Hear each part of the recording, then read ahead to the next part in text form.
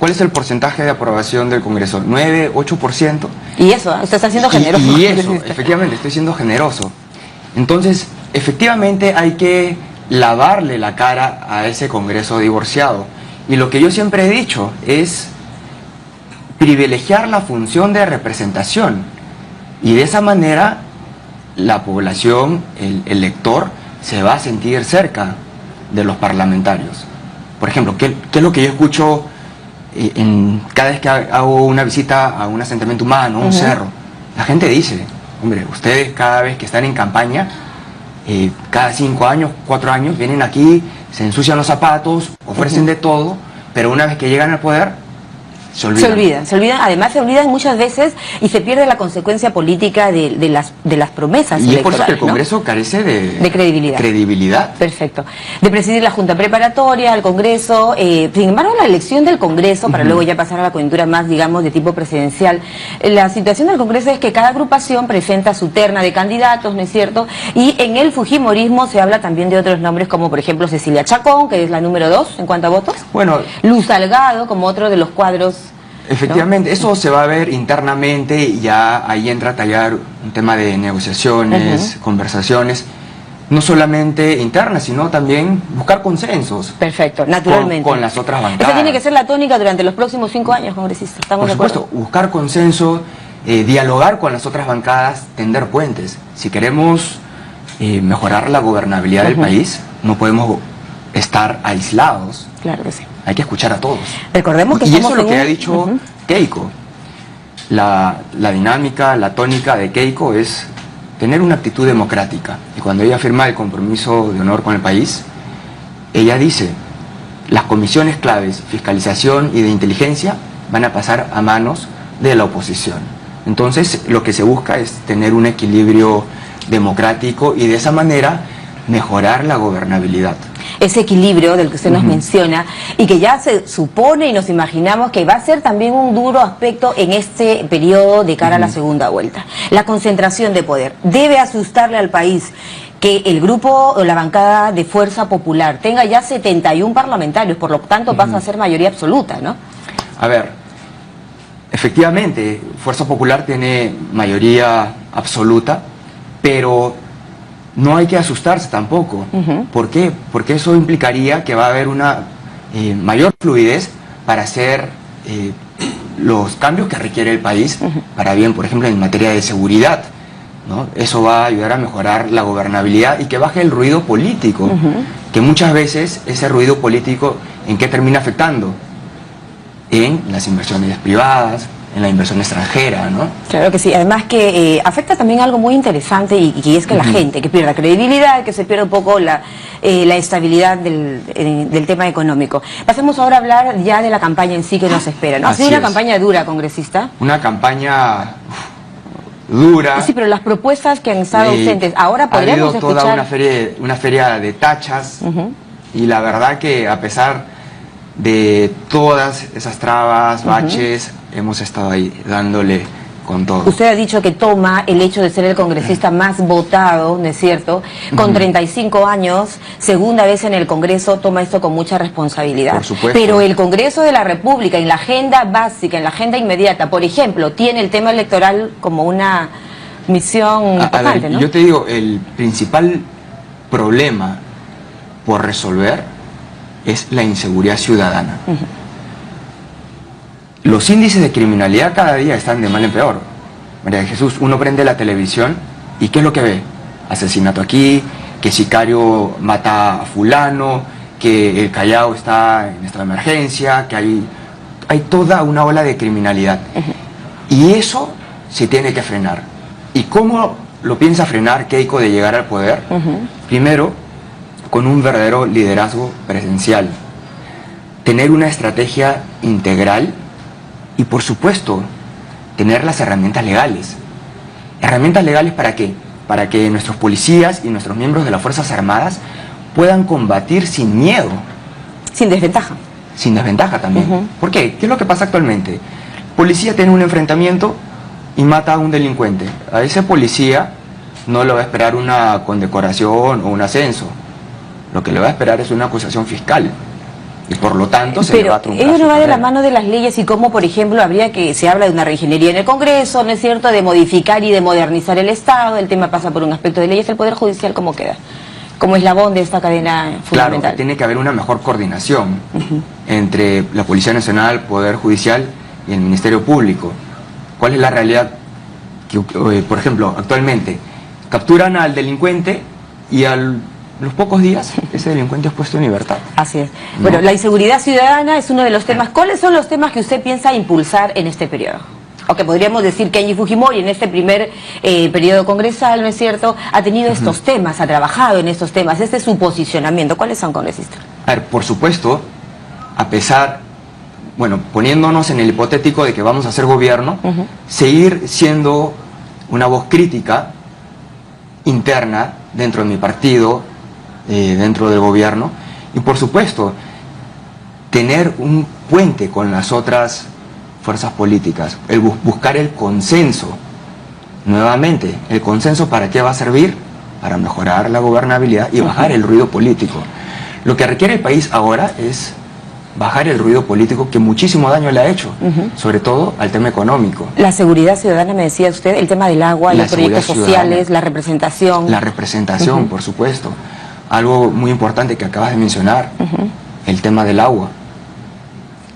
Hace un rato hablábamos que de acá a 20, 25 años, la cordillera de los Andes ya prácticamente no va a tener nevados. Claro. Entonces hay que prever cómo, con programas de cosecha de agua, canales de infiltración, hacer zanjas de infiltración para captar el agua de la lluvia y almacenarla en el subsuelo. Y sobre todo si vemos el tema de los glaciares, hay que preocuparse también en ese aspecto, ¿no? Por el tema del agua. Por En realidad la guerra supuesto. actual Y en el mundo es por el agua. En realidad nadie le da la debida importancia a ese tema. Pero si tú te pones a pensar, si la cordillera de los Andes, la zona altoandina, tiene agua, eso va a ser la salvación de muchísimas comunidades de la sierra. Ese es uno de los temas que usted nos está señalando en esta entrevista, por los cuales usted va a trabajar en los próximos 5 años. Por supuesto, si hay agua, el campesino, el agricultor va a poder sembrar, va a poder tener sus cabezas de ganado, sus alpacas. Y la agricultura, ¿no? Ustedes han hablado, por ejemplo, en la campaña de impulsar mucho el tema agrícola y, entre otros aspectos, el tema del riego tecnificado, lo ha mencionado la señora Keiko Fujimori, ¿no? Hay quienes señalan, ya un poco entrando al calor de la campaña y de esta ronda, la segunda vuelta congresista. Es que muchas autoridades han enfocado en la agricultura de la costa, que obviamente es una agricultura de alta tecnología, hay no es igual todos en la zona los medios altoandina para poder tener una agricultura de exportación, pero la agricultura altoandina es prácticamente de otro siglo, del siglo XVII, XVIII, ¿no? Entonces, allí es donde tiene que ir toda la energía, toda la batería para poder sacar adelante la agricultura de la sierra. La agricultura y recuperar ese lugar de la agricultura, por ejemplo, en la costa, impulsarla en la zona altoandina y por qué no hablar de la agricultura en la selva, ¿no? Por supuesto. Ahora, las cifras, digamos, de los organismos internacionales ubican al Perú como uno de los países en la región y en América Latina que ha crecido y que crece de manera importante, ¿no? Quizás no lo vemos en el día a día y mucha gente dice no se siente esa macroeconomía. Parte de ello es hablar de las industrias extractivas, por ejemplo, fundamentalmente. ¿Qué opina usted de la minería? ¿Qué tendríamos que hacer para poder tener un poco a todos los sectores contentos, ¿no? A ver, el Perú tiene que ir diversificando sus actividades económicas. Yo como agrónomo te digo, un sueño que tengo es impulsar la industria forestal sostenible. Y por supuesto, tú puedes llevar la industria, la actividad minera sostenible paralela a una industria forestal sostenible. Pero para que eso se dé, obviamente primero se tiene que dar todo un marco legal jurídico. ¿Para qué? Para atraer al inversionista. Está un poco que va a yendo invertir usted con en industria los forestal. pilares de, por ejemplo, las propuestas como Verónica Mendoza, que señala el tema minería, sí, pero con condiciones responsables, reglas claras. Siempre tiene que ser responsable y aplicar el medio ambiente, el concepto de sostenibilidad, por supuesto. Ahora, para que se desarrolle realmente la industria forestal, las autoridades, el gobierno, tiene que preocuparse por mejorar las vías de comunicación. No pensar solamente en carreteras, sino en todo un tramado ferroviario. ¿Para qué? Para abaratar el flete del traslado de esa madera, ¿no? Porque ahora no competimos solamente internamente, sino también competimos con otros países, como Chile, que la madera la tiene al costado del puerto. Entonces su flete es mucho más barato. Aquí tendríamos que preguntarle un poco también cómo impulsar, por ejemplo, esos cultivos alternativos, luchar contra delitos como la tala ilegal de madera, ¿no es cierto?, entre otras cosas. Por supuesto, si tú creas todo un marco legal para atraer la industria forestal sostenible, le pones todas las herramientas para que llegue ese inversionista, como las vías de comunicación, los servicios básicos, energía trifásica, el mercado se va a encargar de regular la legalidad contra la ilegalidad. El ilegal poco a poco va a ir desapareciendo, ¿no? Son parte de las plataformas en cuanto a los ejes de trabajo en las distintas actividades económicas. Pasemos un poquito ya al tema más quizá político. Hay quienes señalan que se está utilizando, por ejemplo, el tema del terrorismo con, digamos, aspectos electorales o intenciones de cara a la segunda vuelta. Bueno, en realidad lo que ha habido con respecto al último atentado a miembros de las Fuerzas Armadas y a 2 civiles que estaban llevando material electoral, lo que ha ocurrido ahí son 2 cosas: ocultamiento de información y ha habido una negligencia. Negligencia por parte del gobierno. ¿En qué sentido? Porque se ha desactivado el arma, la especialidad de inteligencia militar. La inteligencia, ¿para qué sirve? Para que las fuerzas del orden, por ejemplo la infantería, la caballería, vayan a una zona de conflicto, pero con previa información. Es un trabajo coordinado y combinado. Exacto, fuerzas combinadas de la policía y el ejército. ¿No? Pero prácticamente hemos mandado a estos efectivos de las Fuerzas Armadas a ciegas, sin oídos, sin ojos. Falta de inteligencia. Falta de inteligencia, efectivamente. ¿Cómo los hemos mandado? Como carne de cañón. Bueno, este es su punto de vista, congresista, y nosotros respetamos naturalmente el de todos aquí, ¿no es cierto? Le preguntaba esto un poco porque ustedes consideran entonces que no se está utilizando este tema con fines electorales. No se está utilizando con fines electorales, al contrario. Se le está haciendo notar al Ejecutivo en dónde están fallando, cuál es su falencia. Y desde un principio lo hemos dicho, si se quiere combatir a la inseguridad ciudadana o a los remanentes de Sendero Luminoso en el Braem, tiene que haber un fortalecimiento de los órganos de inteligencia. Eso es crucial para saber cuál es el movimiento del enemigo con el que se está luchando, con el que se está combatiendo. Perfecto. Porque uno no puede mandar a sus policías, a sus soldados, como carne de cañón, directos a morir. Congresista, esta es una campaña bastante sui generis en el Perú, ¿no es cierto? Tanto usted se ha quejado, por ejemplo, para el Congreso, el tema de las pullas, pero también los peruanos lo hemos sentido. Así es. Pero también los peruanos lo hemos sentido desde el punto de vista que no se ha tenido un escenario para conocer propuestas, planes de gobierno concretamente. ¿Qué va a pasar ahora ya en ese estado? ¿Qué tendría que decirle usted al elector? ¿Por qué el elector tendría que decidir por Fuerza Popular y no la otra alternativa que es Pedro Pablo Kuczynski? A ver, ¿qué es lo que propone Fuerza Popular? Lo que propone Fuerza Popular es nivelar la cancha, generar oportunidades para todos, tanto para el que está acá como para el que está acá, que en base a esfuerzo pueda salir adelante. Uno de los pilares de nosotros, a que vamos a enfocarnos bastante, es la inseguridad ciudadana. ¿Cómo se va a combatir la inseguridad ciudadana? Primero, tener un verdadero liderazgo presencial, tener una estrategia integral y tener las herramientas legales para poder frenar esta ola de criminalidad que está atravesando el país. Ahora, yendo a un terreno más específico, las Fuerzas Armadas pasarían a cuidar las instituciones públicas. Sí, lo ha dicho la candidata en varias ocasiones. Y eso nos va a permitir colocar a 10.000 policías más en las calles. Se va a buscar la especialización, la profesionalización de nuestros efectivos policiales. Se va a aplicar el mapa del delito. ¿Para qué? Para poder colocar a los miembros policiales en los lugares más álgidos de criminalidad. Entonces, teniendo ese panorama global en conjunto, es como se va a poder luchar contra la inseguridad. Y algo muy importante, que para luchar contra la criminalidad se requiere energía, vigor, pero también para poder estar ahí. ¿Cuánto donde importa está a la bancada también de la Fuerza criminalidad. Popular Congresista la confianza en sintonizar con la gente? Le repito, hay quienes han señalado que hablar de una concentración de poder, ¿qué se imagina usted, por ejemplo, en un escenario que podría ser inédito para el Perú? El presidente del Congreso, el señor Kenji Fujimori, imponiendo la banda presidencial a su hermana en un supuesto escenario en el que Keiko sea la presidenta, ¿no es cierto? ¿Qué mensaje le da usted al país de presentarse un escenario como ese?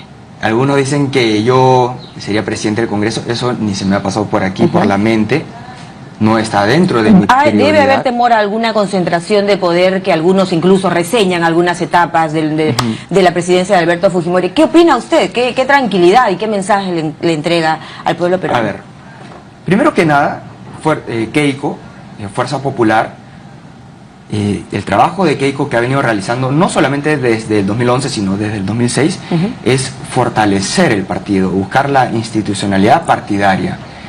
Entonces, Fuerza Popular no es un partido fundamentalista donde todos decimos chicheño, obedecemos así de manera vertical, al contrario, Keiko han habido incluso al interior entre usted y la candidata algunos... Keiko fomenta el debate interno y eso es lo más saludable para un partido político. Y ese debate interno de cara hacia afuera... Y eso va a ser la tónica dentro de la bancada fujimorista, el debate interno. Y por supuesto, decirlo bien claro, que ya no hay un Vladimiro Montesinos, ¿no? Que hacía y deshacía lo que como quería, ¿no? Ahora, lo que va a primar es el debate interno, el intercambio de ideas y de propuestas.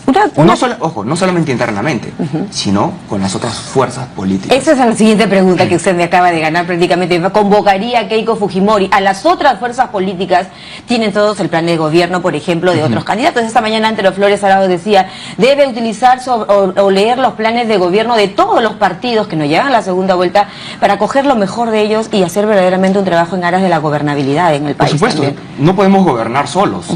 Tenemos que convocar a las se garantiza otras, esa apertura, ¿no es cierto? Apertura total. Se va a tener que dialogar, conversar, tender puentes con las otras bancadas y, por supuesto, buscar los puntos en común. No más un 5 de abril, ha prometido la candidata Fujimori, ¿no? No más un 5 de abril. Fue una medida excepcional e irrepetible. El hombre es el hombre y sus circunstancias. Me refiero que antes de juzgar a una persona hay que ver cuál es el entorno, la coyuntura que le tocó. Bueno, congresista, nosotros en realidad estamos aquí haciendo una invitación a todas las fuerzas políticas que quieran conversar con nosotros, pero sí nos interesa que en esta etapa se den a conocer propuestas de cara al 5 de junio. Por supuesto, yo espero que sea una campaña donde prime el intercambio de ideas y de propuestas y no el insulto. De hecho, la campaña no ha parado, ¿no? Ya hemos visto el primer meeting de la candidata de Fuerza Popular. Conociendo a mi hermana Keiko, terminó el día domingo y al día siguiente ya estaba trabajando. Bien, congresista Kenji Fujimori, muchas gracias por estar esta mañana en 7.3 Noticias de TV Perú, el canal de todos los peruanos. Gracias. Muy amable. El congresista Kenji Fujimori Uchi, hasta el momento el más votado además en estas elecciones. Nos vamos a la pausa.